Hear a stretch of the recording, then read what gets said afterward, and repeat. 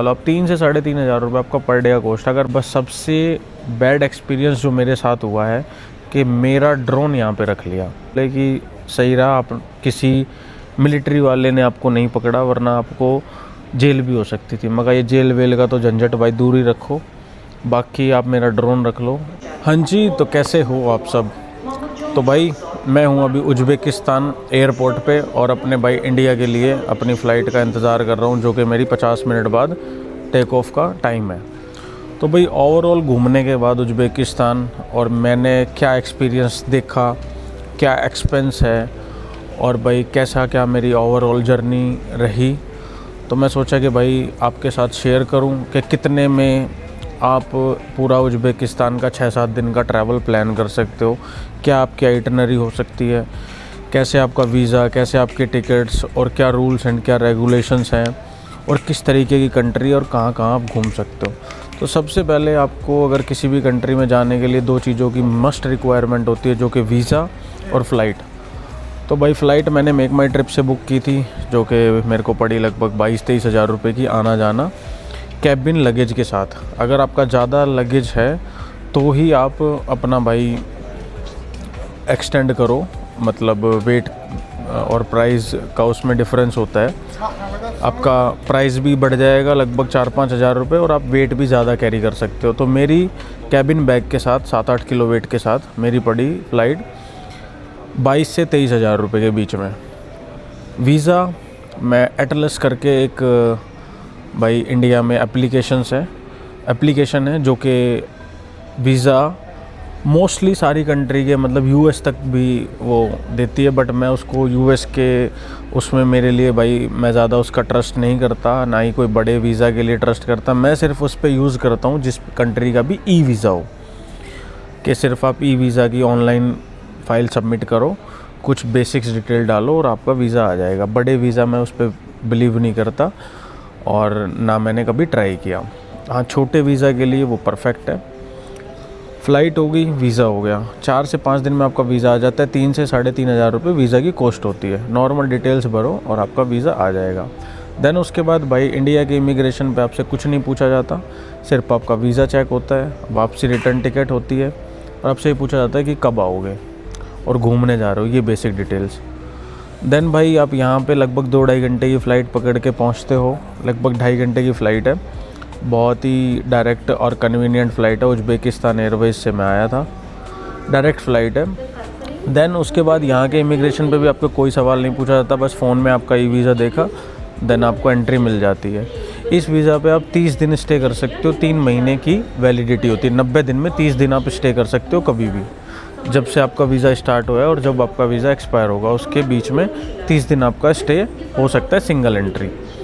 Then उसके बाद भाई आप सिम लो, सिम का 400-500 रुपये में आपका 1 हफ़्ते का अनलिमिटेड डाटा मिल जाता है, बहुत सस्ता है।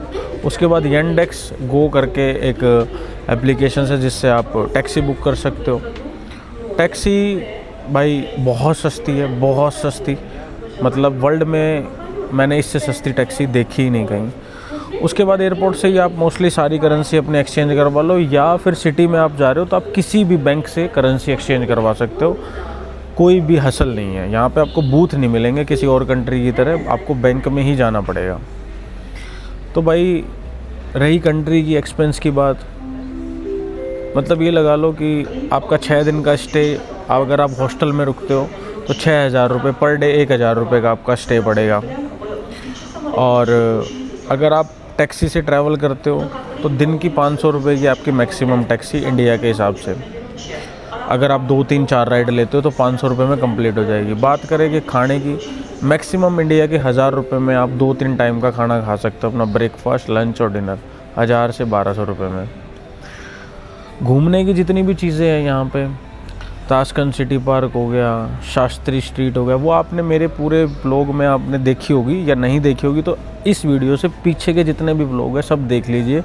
उसमें जहाँ जहाँ मैं गया हूँ सभी की मतलब टिकट किसी जगह पे नहीं है कि भाई फ्री है, कैसे जा सकते हो, कितना दूर है, कहाँ रुकना है। ताशकंद के सिटी सेंटर में आप रुको, और मैं रिकमेंड करूँगा कि आप ताशकंद सिटी पार्क के आसपास में रुको, क्योंकि वो सेंटर है और उसके आसपास में ही सारी चीज़ें हैं। मेट्रो इसकी इतनी सस्ती है, 20-25 रुपये में आपको नॉर्मल टिकट मिल जाती है भाई मेट्रो की। और आपका इंडिया का कार्ड चलता है मेट्रो में, इंडिया का आप वीज़ा कार्ड टैप करो जापान की तरह और अपना घूमो मस्त। आई थिंक जापान नहीं, हांगकांग में, हांगकांग की तरह आप अपना वीज़ा कार्ड टैप करो और घूमो। यहाँ पे भी ये चीज़ मेरे को बहुत अच्छी लगी कि आपका वीज़ा कार्ड चलता है। तो होटल हो गया आपका पर डे का 1000 रुपये, आपका खाना हो गया 1000 रुपये, 500 रुपये आपकी टैक्सी हो गई, 500 रुपये और लगा लो आप, 3 से 3,500 रुपये आपका पर डे का कॉस्ट। अगर मान के चले हम कि 4000 रुपये भी पर डे का कॉस्ट, किसी दिन ज़्यादा भी हो गया, किसी दिन कम भी हो गया, तो 6 चौक 24,000 रुपये तो आपके ये हो गए, और लगभग 25,000 रुपये हो गए। 50,000 रुपये में आपका पूरा ट्रिप ये कंप्लीट हो सकता है। अगर आप 2 बंदे आ रहे हो तो 45,000 रुपये, मतलब टोटल 90,000 रुपये में आपका ये ट्रैवल कंप्लीट हो सकता है। क्योंकि खाना भी शेयर होगा, चलो रूम शेयर नहीं कर सकते तो आपका टैक्सी शेयर होगी, टैक्सी में हाफ़ प्राइस हो जाएगा। बहुत सी चीज़ें हैं जो 2 लोगों में बढ़ जाती है। उसके बाद भाई आपका रह गया कि भाई आप अगर एक सिटी से दूसरी सिटी जाते हो, जो मेजर खर्चा है, अगर आप ताशकंद से समरकंद जाते हो तो 4,000 रुपये की भी टिकट है जो कि एक्सप्रेस बुलेट ट्रेन है, और लगभग 2,000 रुपये की भी है जो कि नॉर्मल ट्रेन की टिकट है। तो नॉर्मल ट्रेन की टिकट भाई आपको लगभग 1-1.5 घंटा ज़्यादा तो लेगी, बट वो सस्ती भी पड़ती है।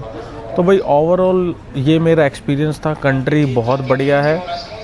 मई जून जुलाई में थोड़ी गर्मी होती है, हॉट सीज़न होता है, तो आप ये सीज़न अवॉइड कर सकते हो अगर आपको गर्मी से थोड़ा सा भाई ज़्यादा कंफर्टेबल नहीं है।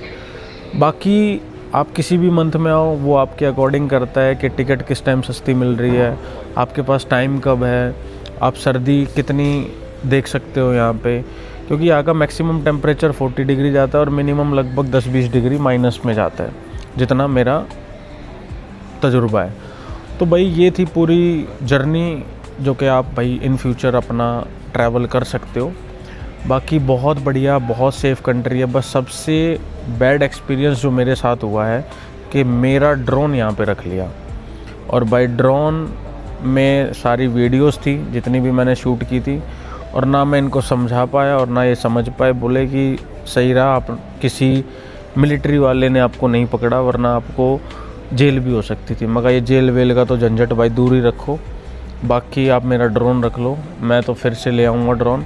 ध्यान रखना कि भाई जिस भी कंट्री में ड्रोन की गाइडलाइंस में ड्रोन अलाउड ना हो, प्लीज़ मत लेके आना। स्पेशली उज़्बेकिस्तान में मैं आपसे हाईली रिकमेंड कर रहा हूँ कि भाई ड्रोन मत लेके आना। मेरा ड्रोन इसी एयरपोर्ट पे रह चुका है और मैं बिना ड्रोन के नेक्स्ट कंट्री जा रहा हूँ, और मतलब नेक्स्ट अपनी कंट्री जा रहा हूँ। तो कभी आप इन फ्यूचर में मुझे देखोगे लाइक मैं फुकेट साइड जा रहा हूँ या कहीं और, तो मेरे को एक नया ड्रोन ख़रीदना पड़ेगा। आपको वीडियो में दिख जाएगा।